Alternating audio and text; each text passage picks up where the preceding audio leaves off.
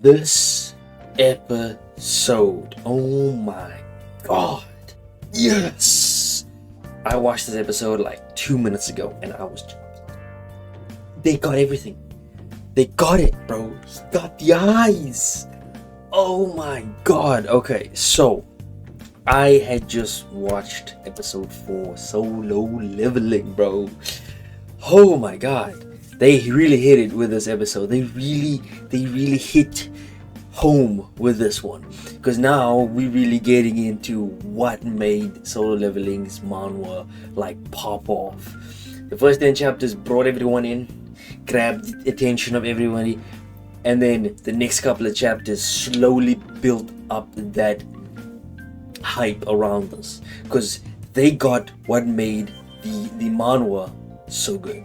This fight in the manhwa as well, so good. They got everything. They got the pieces all together. That's why when I watched it, all I thought was just, they got it. They did it. Besides having my man box a dog, he really went all out. His thoughts in his head, the fact that he wanted to get stronger, the fact that he was actually still traumatized by the first events, they had all of that pieces together, and it just made a fantastic episode. Like, I watched this and I could not stop watching this. I even went back to watch this particular scene that you're seeing in front of you right now. My man has the eyes, bro. When I saw this, I was like, ah! I was super excited for more of this. Like, they get a lot of things right with this episode. The way he slowly came to terms with the fact that he's actually strong, and the fact the only thing holding him really back was his own trauma from his very nightmarish experience. I can't blame him though, because like, man, if anybody else was in that experience, he wouldn't come out normal, is what I'm saying. He didn't come out normal. He came out looking like this already. And the fight against Akasha. Okay. Look, I don't know this damn snake's name.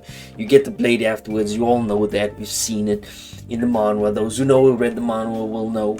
He gets a really cool looking blade. This really cool looking blade. It has a name. It's a staple blade, bro. But the fight, oh my god, it wasn't just the fight. It's Sung Jin Woo's own internal conflict in this fight. It's like he was battling himself constantly. It just made the fight against this giant snake really well put together. You know what I mean? And as I was like sitting and just enjoying this episode, there are certain parts about it that they didn't do a lot of outside of the dungeon, like they did with episode 3 and episode 2, where they would show a lot of what's happening outside the dungeon. They did a little bit here and there, but most of it was focused on Sung Jin Woo within the dungeon. And so his character of slowly growing while going through the dungeon, in power, in his own psyche as well. And the fact that when he comes to the dungeon boss, he has the same idea we all have, right? Same idea. I have an escape, but I can get the most amount of XP, or you can exit. He chooses to get the XP, but it was also to prove something to himself, right? And that's what I love about this episode. They didn't just focus on the fight against the damn snake. It was about Sung Jin Woo as well. His character, something the manhwa doesn't do a lot of. Later down the line, you'll see why. The manga doesn't focus a lot on Sung Jin Woo's character, because Sung Jin Woo's character is left to the wayside for majority of the manhwa, to focus more on him being as powerful as he is. The anime does a different job, and well, the manhwa does do the thoughts in his head as he's fighting the snake, but the way they added the music on top of everything, him constantly telling himself that he's not actually there, but he needs to really get stronger, you know. And it's that usual shonen trope that we all love, and why we love watching shonen so much is because just seeing it play out and seeing a character that was once weak slowly rise and become more and more powerful. He's not at the level of the most powerful, but he's slowly getting there, you know. It doesn't get there immediately. He works for it, and he does go through the snake, like literally ripping the snake's neck out to a certain extent. That's how he wins the fight. He breaks the shell of the snake with his bare hands, and it's such a cool scene to watch throughout this episode. It's just everything is just cool upon cool upon cool and cool and cool. It just gets better. And then at the very end, he does. I was really hoping they do this. They went through the entirety of the Instant Dungeon arc in just 2 episodes, which is good. That's what I was hoping for, right? For them to pace it really well, and that's one thing this anime is actually doing really well, is pacing it. They're pacing the manhwa's chapters. They're not rushing through it, which is great. And I keep mentioning this to beat a dead horse. God of High School, a manhwa that I really love. Okay, God of High School is one of my top manhwas out there. It's not the top manhwa, right? It's not the best that I've ever read. Soul Leveling was at some point, but I've read many better manhwas, and God of High School was that one. I sat and read all 400 chapters of God of High School in like 2 weeks.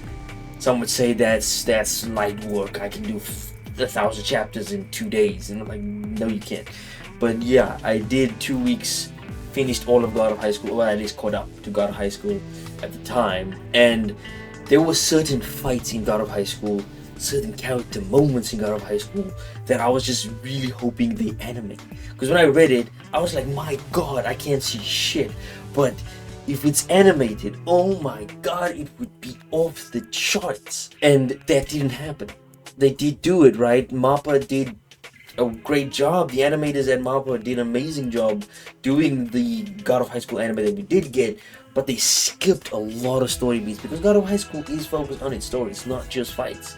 There's a lot of story and character, but they skipped over a lot of that to just get straight to the fights. This is doing the opposite of the manhwa, where it's a lot of fights, a lot of coolness, but keeping adding characterizations to certain characters that maybe didn't get it, and showing off characters that we didn't get to really see. An example would be Juhi.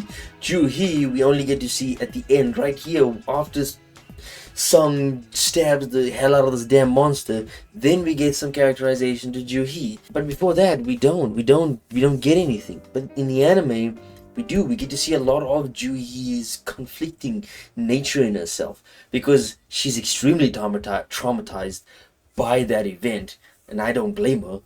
Who else wouldn't be traumatized by it? But Sung, he can't stay traumatized. That's the thing. He needs to keep moving. He needs to get past this trauma. And that's why his fight against, that's what it signifies. His character is that he has a lot riding. There's a lot riding on him. There's a lot of responsibility placed on him. And so he's trying to get that responsibility through. He's the oldest brother. His father is non-existent, but there's a reason for that. Anime will explain much later. Maybe season 2 will actually get into that, but there is a reason as to why his father's not there. His mother has mana poisoning, and his sister's only in high school, and so he has to be the one to pay for the mother's treatment. He still has to pay for it apparently, so that weighs on him, and so he needs to get stronger. He can't die. He needs to get stronger so that he can support his family. That's what his character was. He can't stay the weakest forever, but also it's not just that, it's also for himself. He doesn't want to be the weakest forever. And he'd been made fun of being the weakest for the longest time. People called him the weakest hunter, and he doesn't want to be that. And so he wants to get stronger.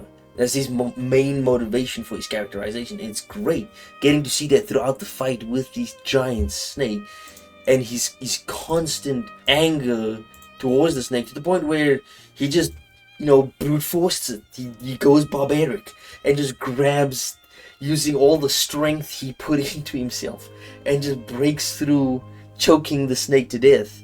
It was one of the coolest scenes in the manhwa, and then when they animated it, I was just like, yes, there you go. That's what I was hoping for.